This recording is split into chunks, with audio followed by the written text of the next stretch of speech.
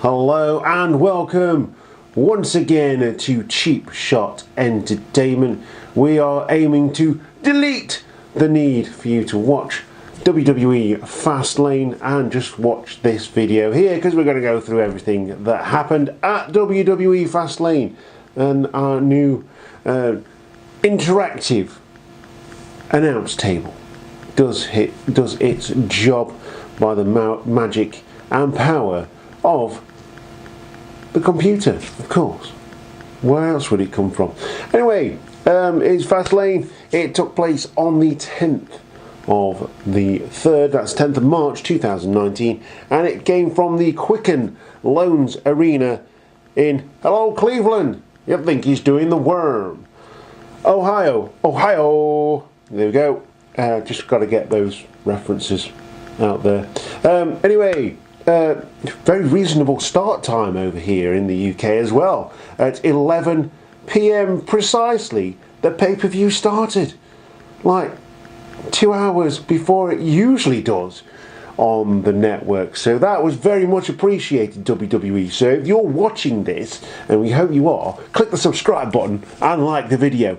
But keep putting those pay-per-views on a lot earlier, so we can go to bed at 2:30.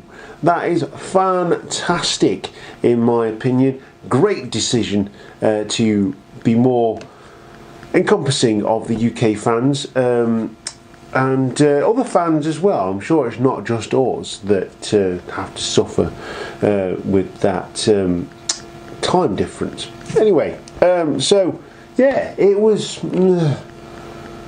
Usually Fastlane is something that gets you going ready for WrestleMania.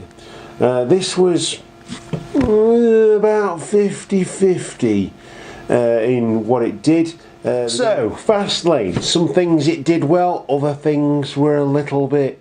and unfortunately, the old adage of the designated piss break match is going to be one of the women's matches. I know I'm going to get some heat for this, and usually, I mean, take a look at the Elimination Chamber pay-per-view review on here on Cheap Shot Entertainment and see how much I adore women's wrestling, and it was really painful for me to say that.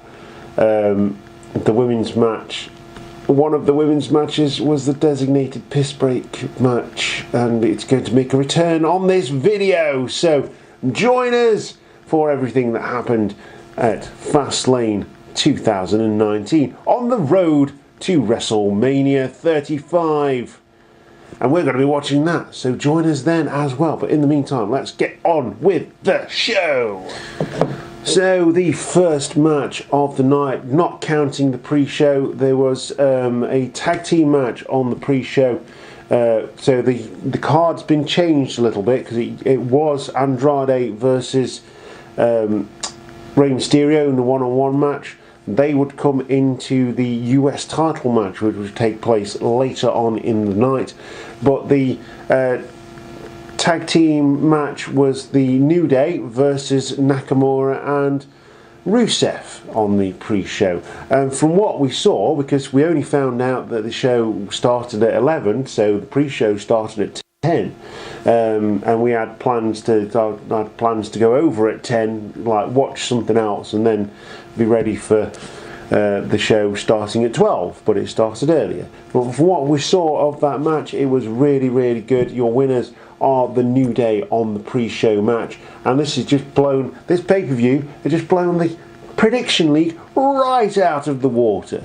Anyway, so that's the pre-show match. The New Day, that is Xavier Woods and Big E Langston, would go over Nakamura and Rusev for the win. Hashtag pin for the win. And yeah, and they won via the up down down double team move. So there you go, that's that. So we have a tag team match from SmackDown in the pre-show, and also starting the show as well is the SmackDown Tag Team Championship match. It is the Usos who won the championships from Shane and Miz at Elimination Chamber, and they are going against the McMizman team here. My loving name of the team of The Miz and Shane McMahon. Notice how Shane McMahon has Miz and Mac on his shirt. One of the things that I would have loved to bought, whatever, would be one of the Miz and Mac t-shirts, one of the Miz and Mac baseball shirts. Unfortunately, that doesn't look like it's going to happen now, because the match ends with Shane trying to do a coast to coast on Jimmy, I think it was. Jay climbs up to the top rope with Miz supine in the ring. That means lying down. So he tries the splash. Shane counters him. And this is where we see the beginning of the end. Miz gets up and tries... Well, I don't know what he does. His dad sat at ringside and he tells him to go up to the top rope. The Miz doesn't go up to the top rope. The Miz doesn't fly. He's not Peter Pan. But the Miz's dad asked him to go to the top rope. He tries a frog splash. And Jay gets his knees up and rolls the Miz up for the win. So you're still your champions on SmackDown. Your tag team champions are the Usos. Jimmy and Jay walk away from the Uso penitentiary still holding the blue strapped coins around their waist and holding them high in the air as they celebrate.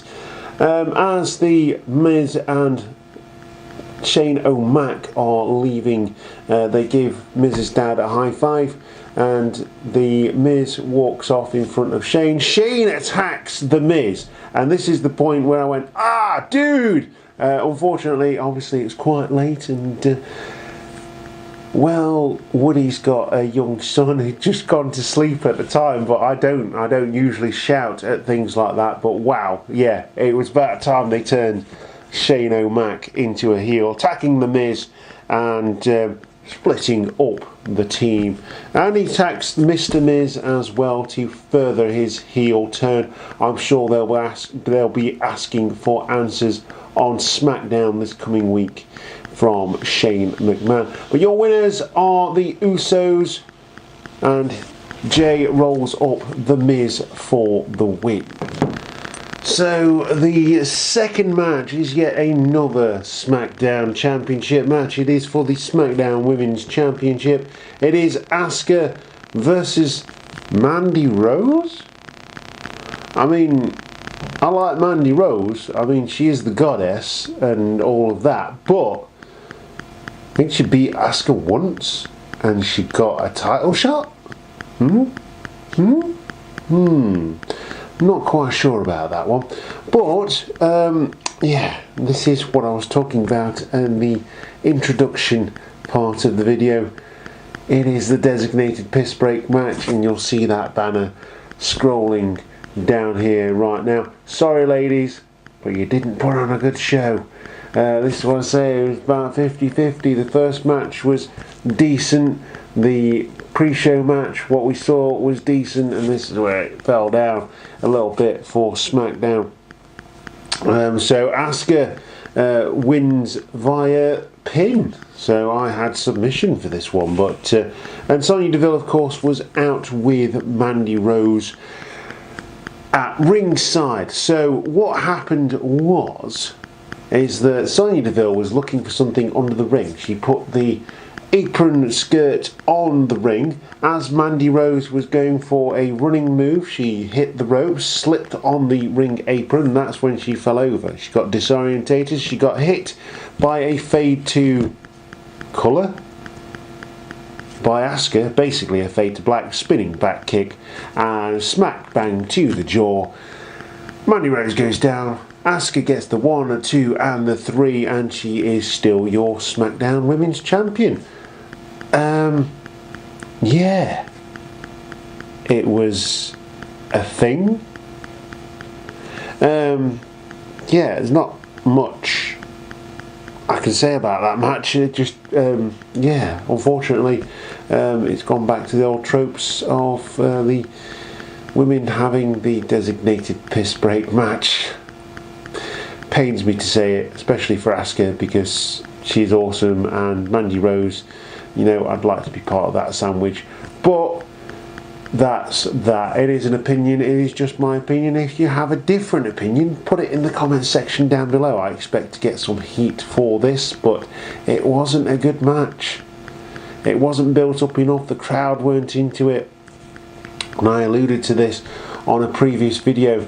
If the crowd aren't into a match, it takes away the enjoyment for the wrestlers, for the other fans, the ones that are trying to get something started, and obviously us that are watching at home, especially on the WWE network, hashtag 999. So yeah, it was a strange one, but we'll just brush it under the ring, shall we? We'll send it under the ring with Hornswoggle and his Little People's Court. Anyway, Asuka is your winner, still SmackDown Women's Champion. Makes you wonder what they're going to do at WrestleMania to bring her back up to relevancy, really. And it's a shame, because Asuka's awesome. She was dominant on NXT. She comes up to the main card. Should have beaten Charlotte Flair at WrestleMania 34. Didn't. Fell flat on her face. Picks up the title at TLC. And from there, it's basically been about Charlotte and Becky Lynch. There's been no Asuka involved. And yeah, it's a shame. You're sacrificing your champion, your SmackDown Women's Champion, a division that was brilliant when it first started. It just panned Raw's women's division week in, week out, and now it's just weak. So yeah, it was a thing, it was a match, and it happened. It's time to forget about it and move on. And so, having been told to report to Mr. McMahon's office, Kofi Kingston heads there. It turns out that he's been waiting for a long time. Mr. McMahon says he's been waiting for Kofi, even though he's been knocking on the door. I think he's going a bit, you know, Vince. Anyway, so yeah, Kofi Kingston heads down to the ring. He's told by Mr. McMahon that he's got a match, and it involves 3 people, so he thinks it's a triple threat match. So he heads down to the ring. Lots of fanfare. New Day rocks. New Day rocks. And heads to the ring on his own. His music is cut, and we hear the Bar's music. The Bar come out. It is Sheamus and Cesaro. We then get informed that it is not a triple threat match, but a handicap match where both the Bar members are in the ring at once. Of course, New Day is barred from ringside as of the stipulation by Mr. McMahon. And so we get an impromptu handicap match, 2-on-1, Kofi Kingston versus the Bar. The Bar obviously just beats up Kofi Kingston. Kofi Kingston gets a little bit of offense in, but you're not going to take down both members of the Bar on your own, especially seeing as how one of them played Rocksteady in the Ninja Turtles film, which was awesome, by the way. Out of the Shadows, much better than the game of the same name that got released on the PlayStation 3 and Xbox. Anyway, the Bar win via the pin after New Day come for the save and are attacked by Naka and Rusev. That's Nakamura, not Nakas as in like... Anyway, that's Nakasev, as I've called them. So yeah, they come down, distraction, Bar hit their finishing maneuver, and we get the 1, 2, 3, and the Bar wins the handicap match. No surprises there. Kofi was on his own. He gets carried out by his teammates of the New Day. So, in a very tag team match, heavy tag team match player, heavy Fastlane event, we get another tag team match, of course. That's the reference to Teddy Long. Tilo, baby. Tilo. What you going to do when your pants are on the ground? Yeah, let me tell you something, player. Tag match. Anyway, that was an in-between of Teddy Long and it's Dusty Rhodes, it's the American Dream, son of a plumber. And yeah, it would get the Raw Tag Team Championships. Of course, it is Ricochet and Aleister Black coming up from NXT. Still billed as being on NXT. They are in the Dusty Rhodes Tag Team Classic. Baby, Dusty Rhodes Tag Team Classic.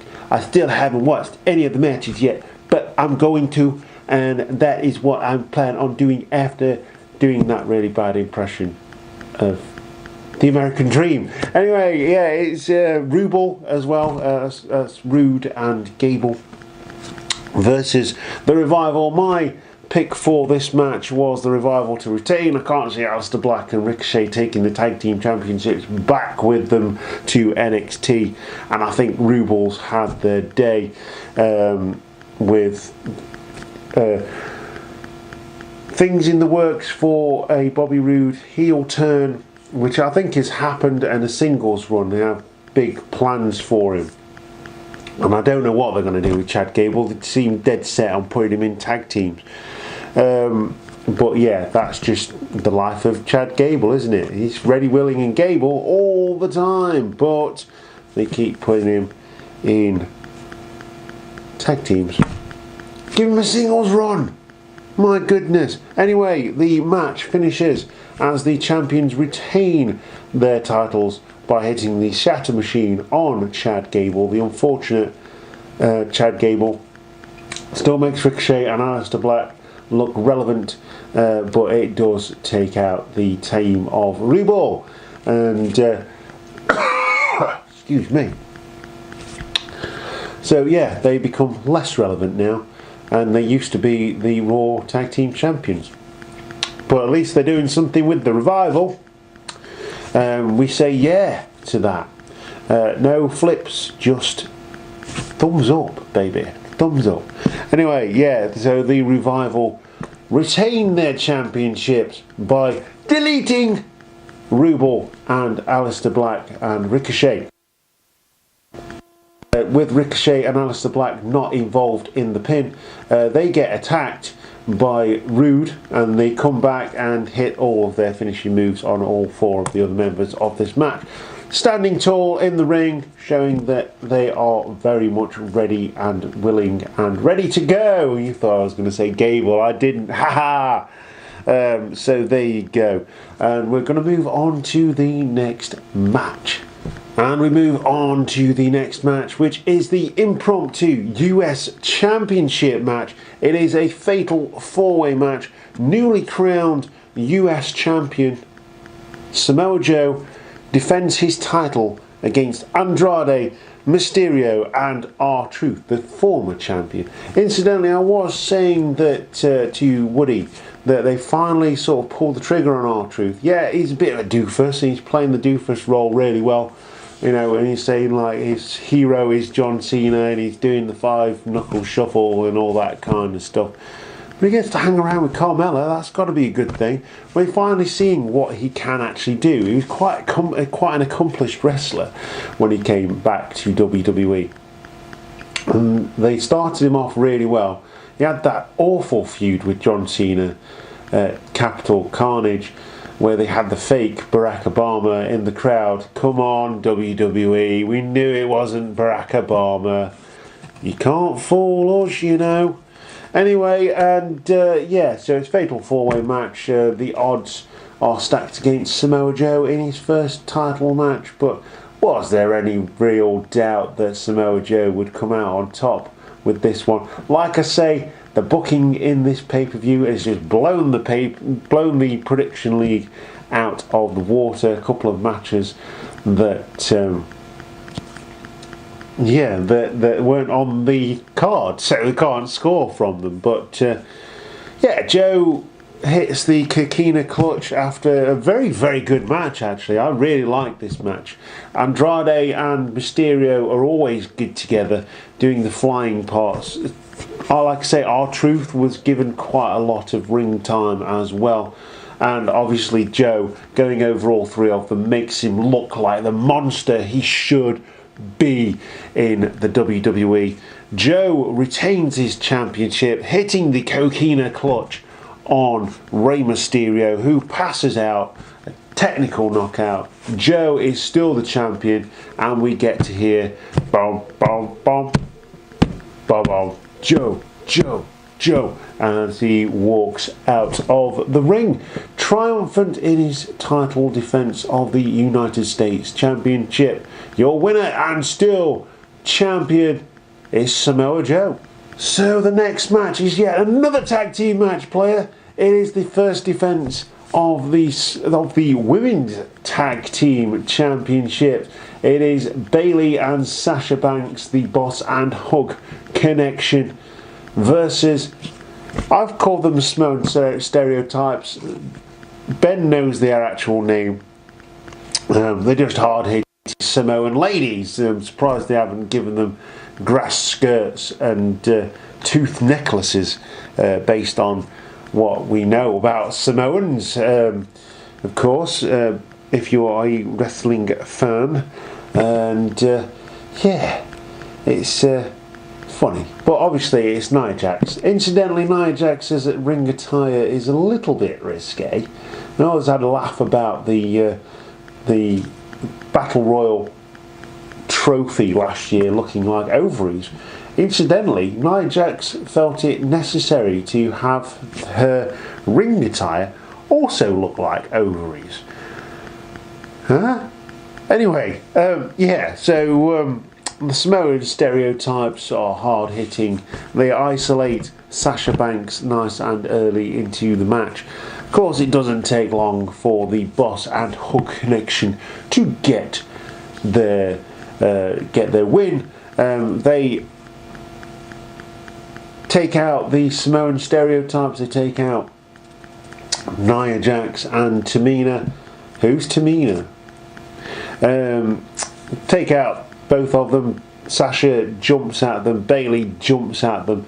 Eventually, it is Nia Jax who tries to hit a powerbomb on Bayley. Bayley manages to reverse that into a Hurricane Runner for the pin. Hashtag pin for the win. And your winners and still champions are Bayley and Sasha Banks, the Boss Hug Connection. I can only think that it's going to be a SmackDown tag team that goes for the belts at WrestleMania, because quite honestly, I'm actually surprised. I mean, I know that Mandy Rose was in the SmackDown Women's Championship match, but you could have had Naomi in that match or someone like that. Even Carmella, she's a former champion, and had Mandy Rose and Sonya Deville go for the championships. They were the last eliminated after all. Who am I to say that the writing in WWE is a bit screwy? Actually, no, it's a lot screwy. But yeah, it just seemed a bit... Good match, though, and it pulled one back for the women, obviously having the designated piss break match earlier in the night. And yeah, it was a good match. It was high flyers versus hard hitting. And yeah, when you get that kind of dynamic, it is really, really fun. But congratulations to Bayley and Sasha on the successful defence of the Women's Championship, Women's Tag Team Championships on the first attempt to Fastlane. So there you go, your winners, the Boss and Hug Connection. Ah. So after the match, after the, I think it was Tamina who threw Banks over the announce table after the match. Beth Phoenix is stood up. She came down incidentally for a guest commentary spot, so obviously setting up something there, but you wouldn't have known until the end of the match. And this is where WWE booking gets interesting, because she is stood up.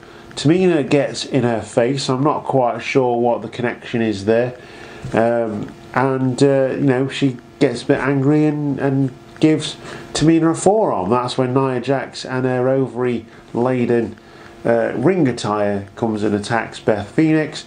Natalya comes out to the ring to make the save after they roll Beth Phoenix into the ring, and you can guarantee that Teddy Long is sat at home going, tag match player, you know that's going to happen at WrestleMania. So Beth Phoenix might be making her one-time comeback, having gone into the Hall of Fame last year, which will be interesting because I still think she's got something about her that could, I think that'd be really cool actually. I think it'd be a good match. It'd be pre-show, but you know, that's a feel-good moment, isn't it? Your winners are Bayley and Sasha, and the Nia Jax and Tamina attack Beth Phoenix, and Natalya comes out, setting up a potential tag match for WrestleMania. So I think that's pretty much going to happen. I think so. We've got one potential match for WrestleMania. So there you go, a women's tag team match, player. Your next match is for the WWE Championship, and this is where Kofi should have been placed into a match, but he wasn't. He was taken out earlier in the night in a 2-on-1 handicap match, and it is the new Daniel Bryan. This is where the triple threat comes in. Vince McMahon wasn't lying about the triple threat at the WWE Championship. It's the new Daniel Bryan, accompanied by Rowan, because we know that wrestlers can't have two names anymore unless you're the new Daniel Bryan and you have four names. And he's going against Kevin Owens, who replaced Kofi Kingston in the WWE title match, and the returning Mustafa Ali.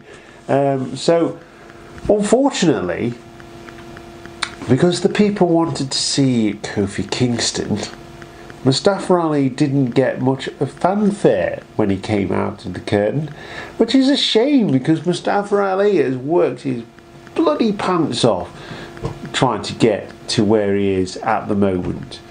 That was a big shame for Mustafa Ali, but I think these guys pulled it out of the bag and got the crowd back into what they were doing before the end of the match. Anyway, the match finishes with Kevin Owens not being part of the pinfall, but Mustafa Ali tries to hit a moonsault on Daniel Bryan, and Daniel Bryan counters, rolls Mustafa Ali up to retain the championship, knees up, roll up for #pin for the win, and Kevin Owens is not involved in the pinfall, which is interesting. It makes you wonder where they're going to go with Kevin Owens after this. But yeah, all three guys put on a really good match. There was high flying, first match back for Kevin Owens on a pay-per-view, first match back for Mustafa Ali, and I think, like I say, the crowd warmed up to it. So. Which was nice. I think it's thoroughly disrespectful actually that they were chanting Kofi Kingston when these three guys were putting their bodies on the line to entertain them, and this is where my love of wrestling gets a bit of a rant, because everyone thinks it's cool now to go against the grain. It's cool. No, it's not. It's annoying. Just get behind the guys and the girls that are in the ring and let them do what they love to do in that ring and entertain you. Entertain you. If you're not enjoying it, then that's fine. But don't try and sabotage the match. It was a good match. Go back and watch it if you were there or you haven't seen it. Go and watch this match. It was really, really good, and all three guys put on a fantastic show in the WWE title match, as you would expect, with it being Daniel Bryan, Kevin Owens and Mustafa Ali. But ultimately it was the new Daniel Bryan retaining his WWE Championship and keeping that beautiful hemp strap around his waist. I love that title. I'd buy a replica of it if it becomes available. And I may even turn the Prediction League Championship into an eco-friendly version of the championship. Anyway, Daniel Bryan is your winner, and we're going to go on to the double main event, which features the Raw. No, it's not even Raw. It's match between Becky Lynch and Charlotte Flair, and then the Shield versus Corbin, McIntyre and Lashley. And so we move on to the first of our double main events for Fastlane 2019. It is Becky Lynch going against Charlotte Flair. If Becky wins, she gets inserted into the title match at WrestleMania, making it a triple threat match. Now, Charlotte obviously doesn't want a triple threat match. She replaced Becky Lynch in that match via orders of the chairman of the board, Vincent Kennedy McMahon. And yeah, she's feeling pretty cocky about herself right about now, you know. So yeah, she doesn't want Becky Lynch in that match. That makes it, you know, we've got a 33 1/3 chance of winning. Just ask Scott Steiner and his Scott Steiner maths. But with Becky Lynch, her chances of winning drastically go down. And Becky Lynch gets an 128 1/3 chance of winning. Anyway, Becky Lynch is on one leg for all the match. She comes down on a crutch. Charlotte is sort of focusing on that knee as well. Gets her in the figure eight at one point before we see the Raw Women's Champion, the newly heel Raw Women's Champion, Ronda Rousey, and she should have always been heel, to be fair. She works so much better as a heel, and Vincent Kennedy McMahon will be so happy that she is heel, having made that decision. And yeah, so she attacks Becky Lynch while she's in the figure eight, so Charlotte couldn't make her tap out. Charlotte is disqualified as of this, and Becky Lynch gets inserted into the triple threat match at WrestleMania 35. Points at the sign. I don't get a bonus, but Ronda Rousey does. She got a bonus for pointing at the sign for WrestleMania 35. I wish I got a bonus for pointing at a sign. That'd be cool. Anyway, so your winner is Becky Lynch. Reasonable match. Obviously, it was telling more of a story than, you know, an actual wrestling match, which is fine. We need those kind of things, and yeah, it's possible that this match could be the full-on main event of WrestleMania, which would be something. Women main eventing WrestleMania, which would be pretty darn cool, actually, as long as Becky Lynch is 100% by that point. She's got 4 weeks to make sure she is 100%, and the last kicker could even pick up the Raw Women's Championship for the first time in her career. Obviously, already being a SmackDown Women's Champion, 2-time SmackDown Women's Champion, which started the man movement on SmackDown and in WWE, and gaining her lots of recognition. So yeah, your winner is Becky Lynch. She is inserted into the match at WrestleMania, making it a triple threat match. Ronda Rousey, Charlotte Flair and Becky Lynch at WrestleMania 35 on the 8th of April. The 7th of April 2019. Because we have to watch it in the morning over here, so it will be the 8th, but it is officially the 7th of April, WrestleMania. So yeah, that's your first half of your main event. And so we go to the main event of Fastlane in 2019 in Cleveland, Ohio. And it is the Shield, that is Dean Ambrose, the returning Roman Reigns, and the main event of WrestleMania, Seth Rollins. That's one half of the main event at WrestleMania, Seth Rollins, and they're going against Baron Corbin, the unlikely leader of the dastardly trio, or the treacherous trio. That's it, the treacherous trio, because we've got to have some alliteration in there. Corbin, Lashley and McIntyre. We wonder what they're doing with McIntyre. You know, he could probably transition into a Universal title slot after Rollins wins against Brock Lesnar at WrestleMania. But yeah, we hope that's going to be the case to like Drew McIntyre here at Cheap Shot Entertainment. Bobby Lashley is okay as long as he doesn't talk. And Corbin, I don't hate him as much as a lot of people do, but I think he could do with a bit of repackaging at this point. I like his music, incidentally. I've been humming it all day.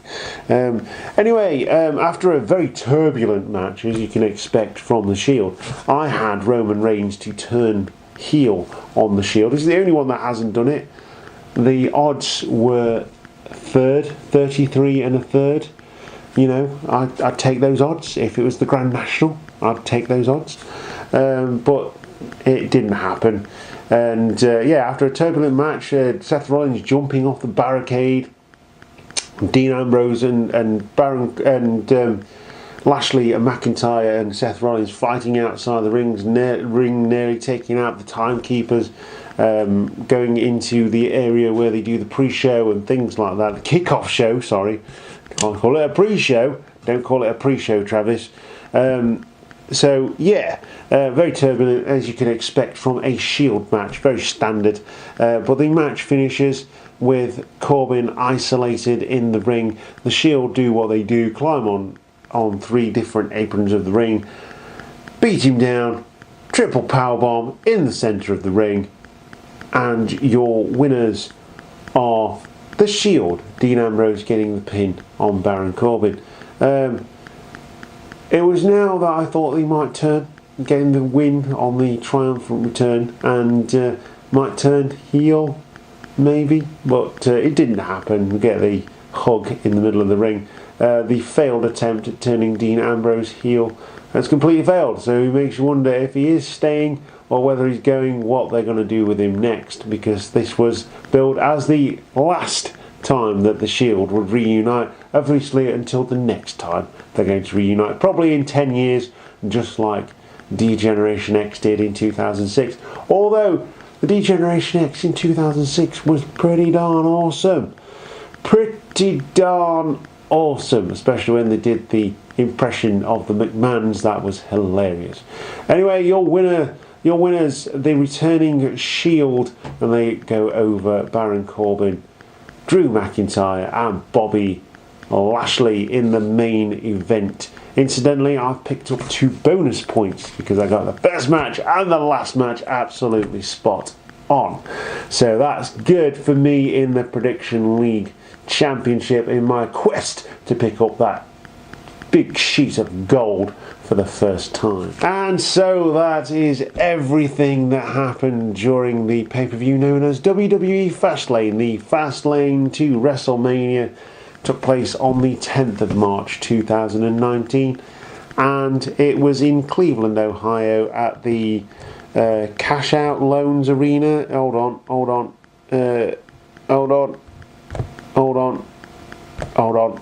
Bear with. Here we go.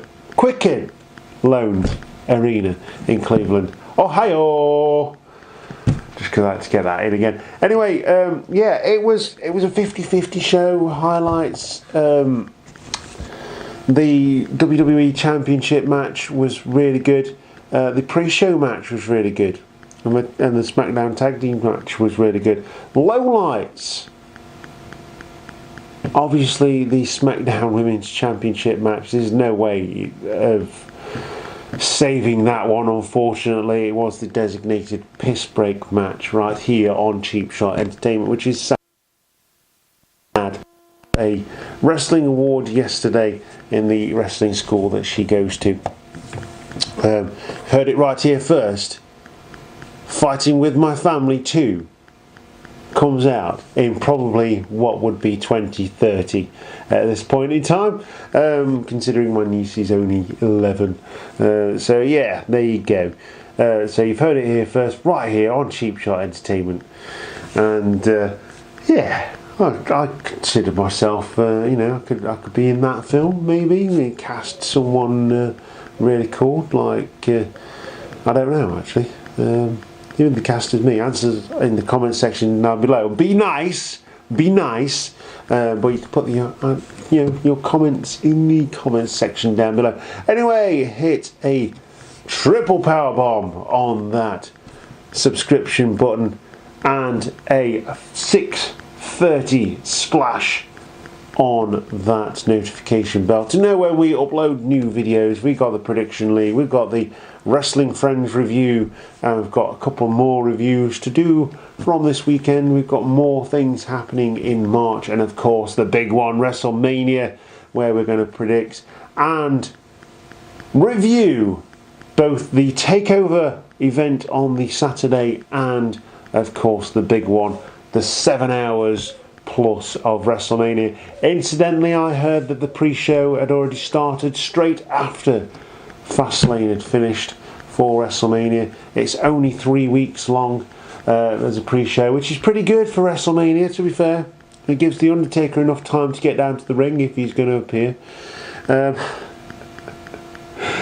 Anyway, that's me done for this video. So I hope you've enjoyed it. I've thoroughly enjoyed doing this video. Previous videos I've been very technical about what I've reported.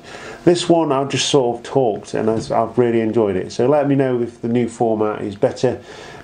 Just telling you how things were won and who won and what momentum they gained in the title pictures. So yeah, that's us. This was the review, Wrestling Friends review, although I've got no friends, although I do have Travis Banks here. So that was the Wrestling Friends review of WWE Fastlane 2019. We're going on to WrestleMania now, and all of the boys will be round to enjoy that show with us, so that will be fun. So more content, like I say, to come on Cheap Shot Entertainment. Once again, if you like the video, give us a thumbs up and share us with your friends, share us on social media. You can join us on social media, Facebook, Instagram and Twitter. Yeah, that's me. You are the Cheap Shot Nation. I have been your host, Luke, and this is everything that happened during Fastlane 2019. And I'll see you next time. Goodbye.